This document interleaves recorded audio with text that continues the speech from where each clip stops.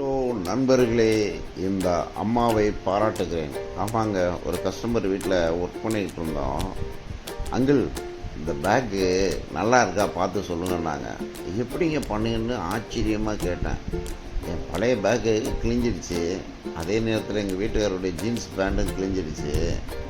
அதை கட் பண்ணி கரெக்டாக இதில் ஜாயின் பண்ணி ஒரு பேக்காக மாற்றிட்டேன் அப்படின்னு காமிச்சாங்க. உண்மையிலேயே ரொம்ப சந்தோஷமாக இருந்துங்க. இவங்களெல்லாம் பாராட்டணுங்க.